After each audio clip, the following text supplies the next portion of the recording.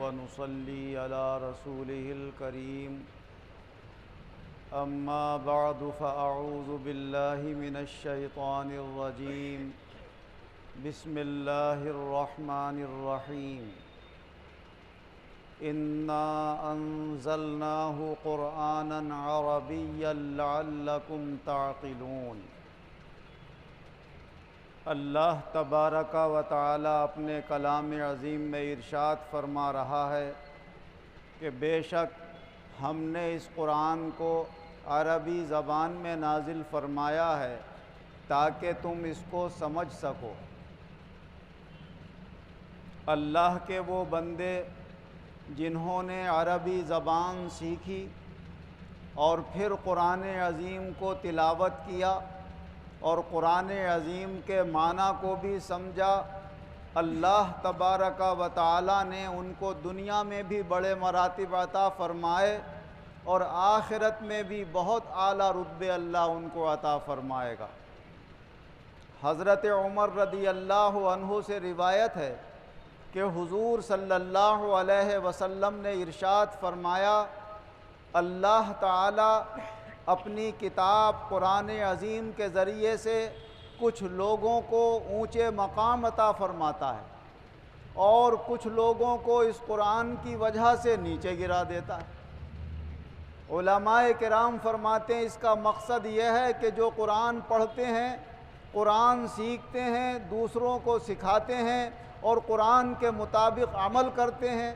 اور جو کچھ قرآن میں لکھا ہوا ہے، جو احکام ہیں، وہ دوسروں کو سکھا کر اور اس کے مطابق فیصلے کرتے ہیں، اللہ تعالیٰ ان کی عزتیں بڑھا دیتا ہے اور انہیں شان والا بنا دیتا ہے۔ اور جو اس قرآن کی قدر نہیں کرتے، اس کو نہ سیکھتے ہیں نہ سکھاتے ہیں، نہ اس کے مطابق وہ فیصلے کرنے کی صلاحیت رکھتے ہیں، وہ نیچے گر جاتے ہیں۔ اگر آپ اس مبارک حدیث کو اپنی نگاہوں میں رکھیں اور پھر اس زمانے پر غور کریں جب دنیا کے اکثر حصوں میں اسلامی حکومت قائم تھی، تو اس زمانے میں علم حقیقت میں قرآن و حدیث اور فقہ کو ہی سمجھا جاتا تھا۔ قرآن و حدیث اور علم فقہ کے جاننے والے ہی جج مقرر ہوتے تھے، وہی وکلاء ہوتے تھے، وہی سمجھدار اور اونچے رتبے والے ہوتے تھے، وہی امامتوں کے قابل ہوتے تھے۔ جب وہ جج بن کر بیٹھے ہوتے تھے تو حاکمان وقت، چاہے کوئی بادشاہ ہو،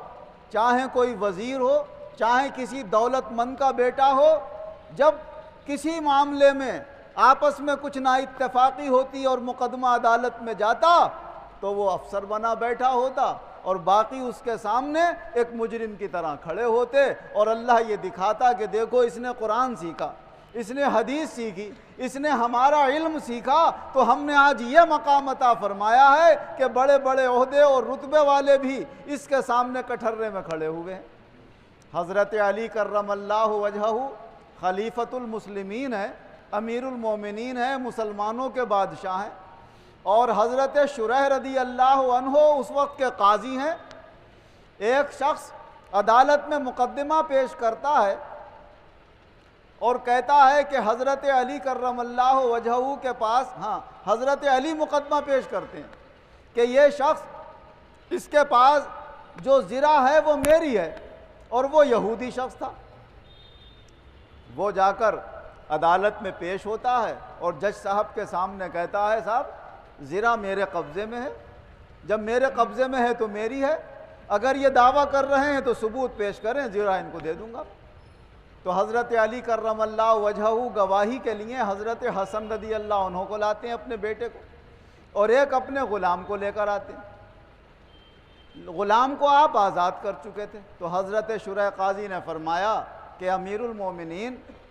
حسن آپ کے بیٹے ہیں اور بیٹے کی گواہی باپ کے حق میں نہیں مانی جاتی ہے، میں ان کی گواہی قبول نہیں کروں گا،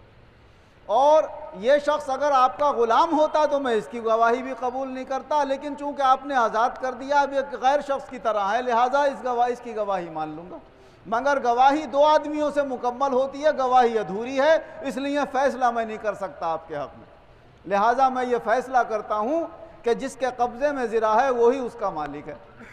تو بادشاہ وقت کے سامنے بھی وہ فیصلہ کر رہا ہے اور اس کے خلاف فیصلہ کر رہا ہے، اور وہ سر تسلیم خم کیے ہوئے اور اس کی تعریف کرتے ہوئے واپس ہوتے ہیں، الحمدللہ میری حکومت میں ایسے جج موجود ہیں جو کسی کی پرواہ نہیں کرتے، جو حق فیصلہ ہوتا ہے وہ فیصلہ کرتے ہیں۔ کتابوں میں لکھا ہے کہ جب اللہ تبارک و تعالیٰ نے اسلام کو عروج عطا فرمایا تو وہ لوگ جو کل تک غلام بن کر آئے تھے، پھر انہیں جب آزاد کر کے ان کو لوگوں نے اپنے ماتحت بنا لیا اور انہیں علم دین سکھانا شروع کر دیا، ان کے بچوں نے علم دین حاصل کیا، کوئی قاری ہوا، کوئی مولوی ہوا، کوئی عالم ہوا، اور اونچے اونچے عہدوں پر فائز ہو گئے۔ جو دولت مندوں کے لوگ تھے، بڑے بڑے خاندان والوں کے بیٹے تھے، انہوں نے پڑھنے لکھنے کی طرف کوئی توجہ نہیں کی، تو اللہ نے دکھا دیا کہ دیکھو یہ دین اسلام ہے کہ جس کی وجہ سے جو کل تک غلام بنے ہوئے تھے آج کرسیوں پر بیٹھے ہیں اور عہدے حاصل کیے ہوئے ہیں، اور جو کل تک اونچا مقام والا اپنے آپ کو سمجھتے تھے آج وہ ان کے ماتحت پیچھے کھڑے ہو کر نمازیں پڑھ رہے ہیں، وہ امام ہیں اور یہ ان کے مقتدی بنے ہوئے ہیں۔ تو اللہ تبارک و تعالیٰ نے یہ تو دنیا میں مرتبہ عطا فرمایا، اور آج بھی ہم اور آپ دیکھ رہے ہیں جو قرآن کے حافظ اور قاری ہو جاتے ہیں، جو عالم ہو جاتے ہیں، تو مسلمان اپنے دینی مسائل میں انہی کی طرف رجوع کرتے ہیں، وہی فیصلے کرتے ہیں، وہی سمجھاتے ہیں، وہی بڑے بہنے بنے بیٹھے ہوتے ہیں، اور ان کے سامنے کوئی کروڑ پتی ہوتا ہے تو اپنے گھر کا ہے، کوئی ارب پتی ہوتا ہے تو اپنے گھر کا ہے، مگر وہ ان کے سامنے اس طرح آتا ہے جیسے کوئی اپنے بڑوں کے سامنے اپنے مسئلے لے کر آتا ہے اور مسئلے پیش کرتا ہے۔ تو آج بھی اللہ تعالیٰ اس قرآن کی برکت سے نہ جانے کتنوں کو عظمتیں اور شانیں عطا فرما رہا ہے۔ اسی لیے کسی شاعر نے کہا ہے کہ عروج نسل و نسب پر غرور بے معنی، عروج نسل و نسب پر غرور بے معنی، عمل تلے گا قیامت میں خاندان نہیں۔ تو سب سے بڑی کامیابی، عزت و شرف تو اس وقت میدان محشر میں ہوگا جب اللہ تبارک و تعالیٰ فرمائے گا کہ کہاں ہیں وہ حافظ قرآن جو قرآن پڑھتے بھی تھے اور قرآن پہ عمل بھی کرتے تھے، میں نے ان کی تو مغفرت کری، مگر ان کے خاندان کے 10 ایسے آدمی جو دوزخ میں جانے کے لائق ہیں، میں اسے اجازت دیتا ہوں کہ اگر وہ سفارش کرے گا تو دوزخ سے بچا کے جنت میں داخل کر دوں گا۔ تو وہ 10 آدمیوں کو اپنے خاندان کے سفارش کر کے جنت کی طرف لے جائے گا۔ کیا یہ رتبہ کسی اور کو حاصل ہوگا؟ دنیاوی تعلیمیں حاصل کر کے کوئی ڈاکٹر انجینئر بن جائے اور اللہ اسے نیک بھی بنا دے اور پیسے کما کر غریبوں کی خدمت کرے اور اپنے عہدے سے غریبوں کو فائدے پہنچائے، تو یہ اس کے نیک کام ہوں گے مگر ضمناً ہوں گے، اصل مقصد اس کا دنیا میں اونچا مرتبہ اور مقام حاصل کرنا ہے۔ لیکن جو قرآن پڑھنے والے، حدیث پڑھنے والے، انہوں نے قرآن کی جب عظمت کی دنیا میں، حدیث کا احترام کیا اور اس کو اپنے سینے سے لگایا، تو اللہ تبارک و تعالیٰ ان کا مرتبہ اور مقام میدان محشر میں سارے انسانوں کو دکھائے گا کہ دیکھو جو ہمارے دین کا احترام کرتے ہیں ہم ان کو اس طرح عزت عطا فرماتے ہیں کہ حضور صلی اللہ علیہ وسلم ارشاد فرماتے ہیں کہ قاری قرآن اور حافظ قرآن مشک کے ٹیلوں کے اوپر بیٹھے ہوئے ہوں گے، اور وہاں پر دنیا دیکھ رہی ہوگی کہ اللہ نے انہیں کیا مقام عطا فرمایا ہے۔ بس شرط یہ ہے کہ ہم اس قرآن کا ادب و احترام کرنے والے بنیں، خالی حافظ اور قاری ہو جانے سے اور اس کے ذریعے سے پھر دنیا کمانے کی طرف ہم مائل ہو گئے